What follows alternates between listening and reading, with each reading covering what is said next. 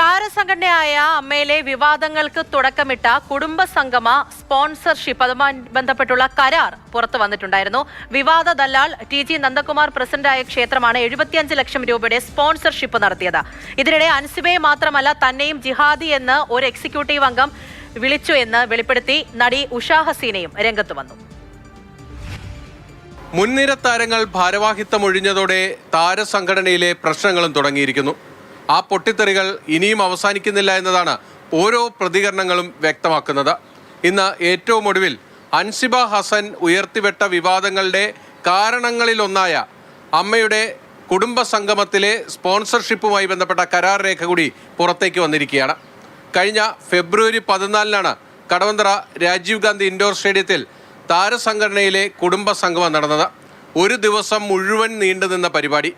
ആ പരിപാടിക്ക് വേണ്ടി ടൈറ്റിൽ സ്പോൺസർഷിപ്പ് നടത്തിയത് വെണ്ണല മഹാദേവ ക്ഷേത്രമാണ്. 75 ലക്ഷം രൂപയാണ് ടൈറ്റിൽ സ്പോൺസർഷിപ്പായി അംഗീകരിച്ചത്. അതിൽ 30 ലക്ഷം രൂപ ക്ഷേത്രം ഭാരവാഹികൾ അഡ്വാൻസായി നൽകുകയും ചെയ്തു. എന്നാൽ ഈ പരിപാടിക്ക് ശേഷം ക്ഷേത്രം ഭാരവാഹികൾ അമ്മയെ അറിയിച്ചത് ഇതിൽ കൃത്യമായി ഞങ്ങളുടെ പരസ്യം പ്രദർശിപ്പിച്ചില്ല എന്നതാണ്.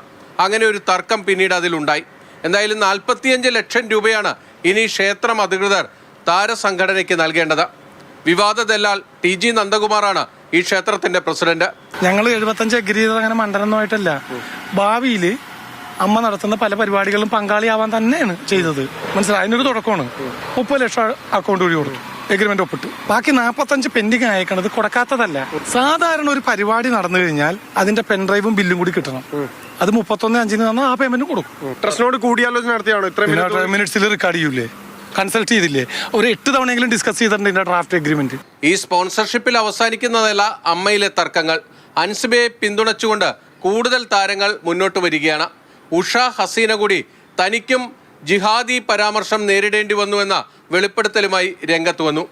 അമ്മയിലെ പ്രശ്നങ്ങൾ പരിഹരിക്കാൻ ഇപ്പോഴത്തെ നേതൃത്വത്തിന് കഴിയുന്നില്ല എന്നാണ് ഉഷയുടെ വിമർശനം. നീനാക്കുറുപ്പ് എന്നോടും പറഞ്ഞു. നീനാക്കുറുപ്പ് സാക്ഷിയാണ് കേട്ടത്. പിന്നെ അൻസിബ ഇങ്ങനത്തെ വാക്കുകൾ ഉപയോഗിച്ചു എന്നുള്ളത് പറഞ്ഞു എന്നുള്ളത് സത്യമാണ്. എന്നെയും വിളിച്ചു. എന്നോട് ആരാണ് പറഞ്ഞതെന്നും ഇത് ആരാണ് പറഞ്ഞതെന്നും ഒക്കെ ഞാൻ ജനറൽ ബോഡിക്ക് പറയും. എക്സിക്യൂട്ടീവ് കമ്മിറ്റി അംഗം, ഭാരവാഹിയായിട്ടുള്ള ഒരു എക്സിക്യൂട്ടീവ് കമ്മിറ്റി അംഗം തന്നെയാണ് പറഞ്ഞിരിക്കുന്നത്. അമ്മയിലെ തർക്കങ്ങളിലെല്ലാം ഒരു വശത്ത് ജനറൽ സെക്രട്ടറി കുക്കു പരമേശ്വരനും നീനാക്കുറുപ്പുമുണ്ട്. പക്ഷേ അവർ രണ്ടുപേരും ഇതുവരെ ഇതിനോട് പ്രതികരിക്കാൻ തയ്യാറായിട്ടില്ല. അമ്മ പ്രസിഡന്റ് ശ്വേത മേനോനാണ് സംഘടനയ്ക്ക് വേണ്ടി ഇതുവരെ കാര്യങ്ങൾ വിശദീകരിച്ചിരിക്കുന്നത്. എന്തായാലും വലിയ താരങ്ങൾ പിന്മാറിയതോടെ ഈ ഭരണ നേതൃത്വം ഏറ്റെടുത്തവർക്ക് അത് ഭംഗിയായി കൊണ്ടുപോകാൻ കഴിയുന്നില്ല എന്നതാണ് ഇപ്പോഴത്തെ സംഭവവികാസങ്ങളെല്ലാം തെളിയിക്കുന്നത്. കൊച്ചിയിൽ നിന്നും ബിനിൽ, മാതൃഭൂമി ന്യൂസ്.